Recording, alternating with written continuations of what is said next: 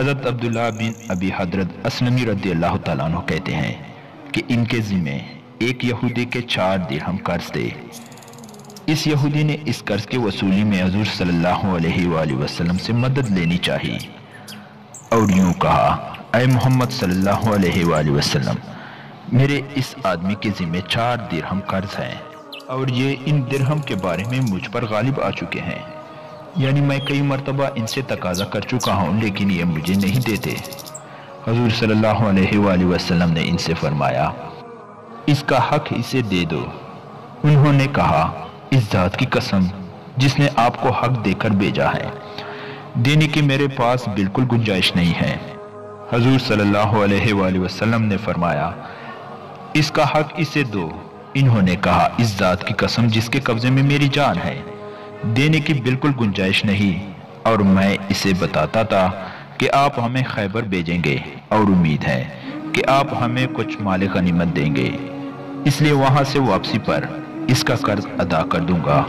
حضور صلی اللہ علیہ وآلہ وسلم نے فرمایا، اس کا حق ادا کرو۔ آپ کی عادت شریفہ یہ تھی کہ آپ کسی بات کو 3 دفعہ سے زیادہ نہیں فرماتے تھے۔ 3 دفعہ فرما دینا پورے اہتمام اور تاکید کی نشانی تھی۔ چنانچہ ابن ابی حضرت بازار گئے اور اس کے سر پر پگڑی تھی اور ایک چادر باندھ رکھی تھی۔ انہوں نے سر سے پگڑی اتار کر اسے لنگی بنا لیا اور چادر کھول کر اس یہودی سے کہا، تم مجھ سے یہ خرید لو۔ چنانچہ یہ چادر اس یہودی کے ہاتھ 4 درہم میں بیچ دی۔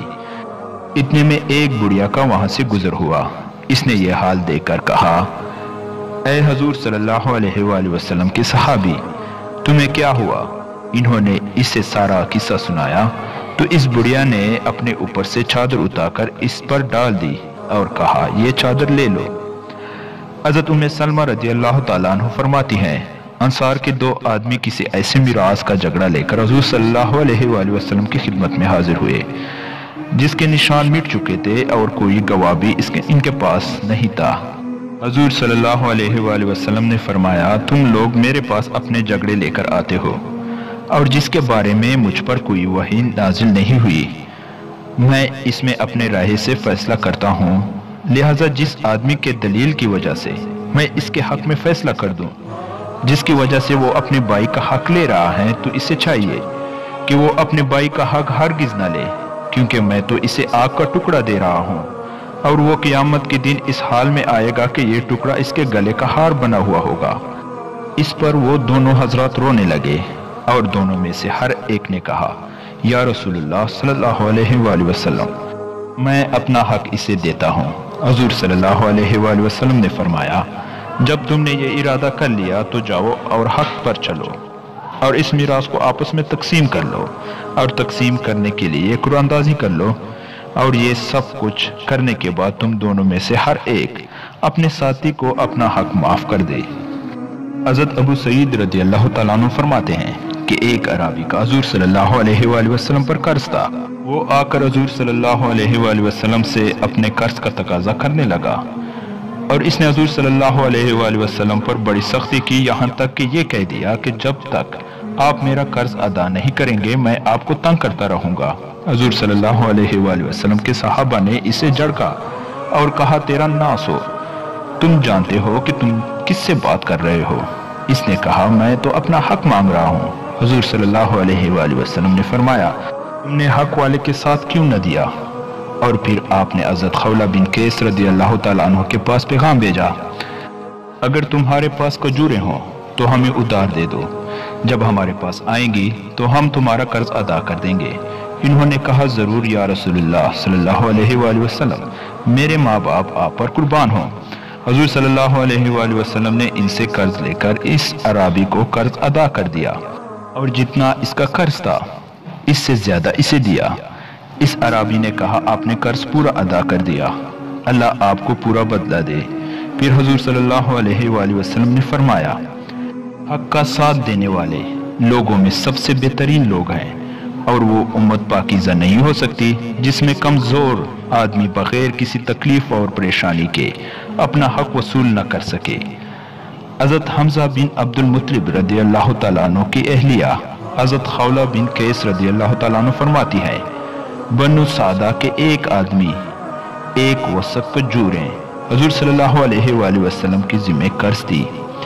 एक वसक तकरीबन 500 मन का होता है। इस आदमी ने आकर हुजूर सल्लल्लाहु अलैहि वसल्लम से अपने खजूरों का तकाजा किया। हुजूर सल्लल्लाहु अलैहि वसल्लम ने एक अंसारी सहाबी से फरमाया कि इसका कर्ज अदा कर दो। इन्होंने इसकी खजूरें से गठिया किस्म की खजूरें देनी चाहिए। इस आदमी ने लेने से इनकार कर दिया। इन अंसारी ने कहा, क्या तुम रसूलुल्लाह सल्लल्लाहु अलैहि वसल्लम को इनकी खजूरें वापस करते हो? इस आदमी ने कहा, हाँ। और हुजूर सल्लल्लाहु अलैहि वसल्लम से ज्यादा अदल करने का कौन हकदार है? ये सुनकर हुजूर सल्लल्लाहु अलैहि वसल्लम की आंखें डबडबा आई और आप सल्लल्लाहु अलैहि वसल्लम ने फरमाया, ये ठीक कहता है, मुझसे ज्यादा अदल करने का हकदार कौन हो सकता है? और अल्लाह ताला इस उम्मत को पाक नहीं फरमाते जिसका कमजोर आदमी ताकतवर से अपना हक न ले सके और ना इस पर जोर दे सके। फिर फरमाया, ऐ खौला, इसे गिनकर अदा कर दो, क्योंकि जिस मकरूज के पास से कर्ज ख्वाह खुश होकर जाएगा, इसके लिए जमीन के जानवर और समंदरों की मछलियां दुआ करेंगी। और जिस मकरूज के पास कर्ज की अदायगी के लिए माल है और वो अदा करने में टाल मटोल करता है, तो अल्लाह ताला हर दिन और रात के बदले में इसके लिए एक गुनाह लिखते हैं। हज़रत उर्वा रहमतुल्लाह अलैह कहते हैं कि रसूलुल्लाह सल्लल्लाहु अलैहि वसल्लम के ज़माने में फतह मक्का के मौके पर एक औरत ने चोरी की।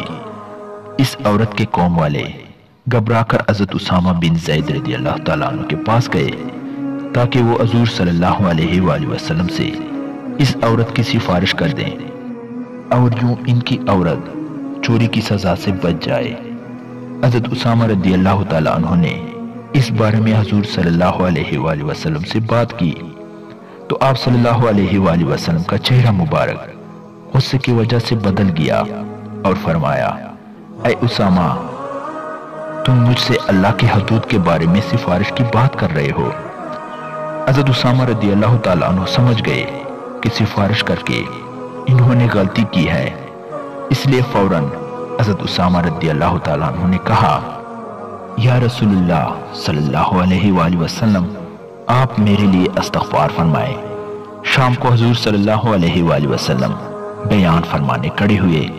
पहले अल्लाह की शान के मुनासिब हम्द बयान की, फिर फरमाया, अम्मा बाद, तुमसे पहले लोग सिर्फ इस वजह से हलाक हुए कि जब इनका ताकतवर और मुअज़्ज़ज़ आदमी चोरी करता तो इसे छोड़ देते, और जब कमजोर आदमी चोरी करता तो इस पर हद शरी कायम करते।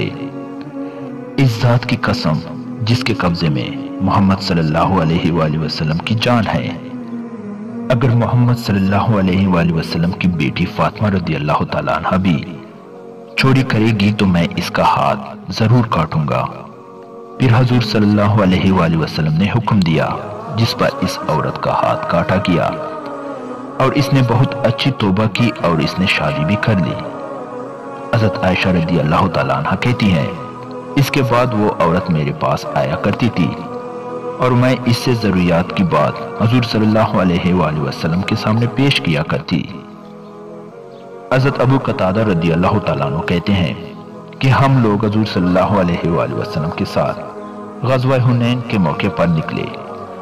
जब हमारा दुश्मन से सामना हुआ तो अक्सर मुसलमान बिखर गए, अलबत्ता हुजूर सल्लल्लाहु अलैहि वसल्लम और बास सहाबा रज़ियल्लाहु ताला अन्हु मैदान जंग में जमे रहे। मैंने देखा कि एक मुशरिक आदमी एक मुसलमान पर चढ़ा हुआ है। मैंने पीछे से इस मुशरिक के कंधे पर तलवार का वार किया, जिससे इसकी जरा कट गई और कंधे की रग भी कट गई। वो जख्मी तो हो गया, लेकिन वो मुझ पर हमला और हुआ और मुझे इस जोर से बिंचा कि मैं मरने के करीब हो गया, लेकिन ज्यादा खून निकलने की वजह से वो कमजोर हो गया। आखिर इस पर मौत के असरात तारी होने लगे और इसने मुझे छोड़ दिया और फिर वो मरने लगा। मैं हज़रत उमर रज़ियल्लाहु ताला अन्हु से मिला। मैंने इनसे कहा, लोगों को क्या हुआ कि इन मुसलमानों को शिकस्त हो गई? इन्होंने कहा, अल्लाह का हुक्म ऐसा ही था। बाद में कुफार को मुकम्मल शिकस्त हुई और मुसलमान जीत गए। پھر مسلمان میدان جنگ سے واپس آئے۔ حضور صلی اللہ علیہ وآلہ وسلم بیٹھے ہوئے تھے۔ آپ صلی اللہ علیہ وآلہ وسلم نے فرمایا، جس نے کسی کافر کو قتل کیا ہے اس کے پاس گواہ بھی ہے، تو اس مقتول کا سامان اسے ہی ملے گا۔ میں نے کھڑے ہو کر کہا، کون میرے لیے گواہی دیتا ہے؟ جب کسی نے جواب نہ دیا تو میں بیٹھ گیا۔ پھر آپ نے اسی طرح ارشاد فرمایا۔ میں نے پھر کہا، کون ہے میرے لیے گواہی دیتا ہے؟ جب کسی نے جواب نہ دیا تو میں بیٹھ گیا۔ پھر آپ نے اسی طرح ارشاد فرمایا۔ میں نے پھر کہا، کون میرے لیے گواہی دیتا ہے؟ اور پھر میں بیٹھ گیا۔ حضور صلی اللہ علیہ وآلہ وسلم نے پھر وہی ارشاد فرمایا۔ میں نے پھر کہا، کون میرے لیے گواہی دیتا ہے؟ اور پھر میں بیٹھ گیا۔ آپ صلی اللہ علیہ وآلہ وسلم نے پھر وہی ارشاد فرمایا۔ میں پھر کھڑا ہو گیا۔ حضور صلی اللہ علیہ وآلہ وسلم نے فرمایا، اے ابو قتادہ، تمہیں کیا ہوا؟ میں نے آپ کو سارا قصہ بتایا تو ایک آدمی نے کہا، یہ سچ کہتا ہے، اس مقتول کافر کا سامان میرے پاس ہے، یا رسول اللہ، آپ ان کو کسی طرح مجھ سے راضی فرما دیں کہ یہ اس مقتول کا سامان میرے پاس رہنے دے۔ حضرت ابو بکر رضی اللہ تعالیٰ عنہ نے کہا، نہیں، اللہ کی قسم، ایسا نہیں ہو سکتا۔ جب ان کی بات ٹھیک ہے تو یہ سامان انہی کو ملنا چاہیے۔ تمہیں دینے کا مطلب تو یہ ہوگا اللہ اور اس کے رسول صلی اللہ علیہ وآلہ وسلم کی طرف سے لڑنے والے اللہ کے شیر کو ملنے والا سامان حضور صلی اللہ علیہ وآلہ وسلم تمہیں دے دیں۔ حضور صلی اللہ علیہ وآلہ وسلم نے اس سے فرمایا، ابو بکر ٹھیک کہتے ہیں، تم ان کو وہ سامان دے دو۔ چنانچہ اس نے مجھے وہ سامان دے دیا جس سے میں نے بنو سلمہ کے علاقے میں ایک باغ خریدا۔ یہ وہ پہلا مال تھا جو میں نے اسلام میں جمع کیا۔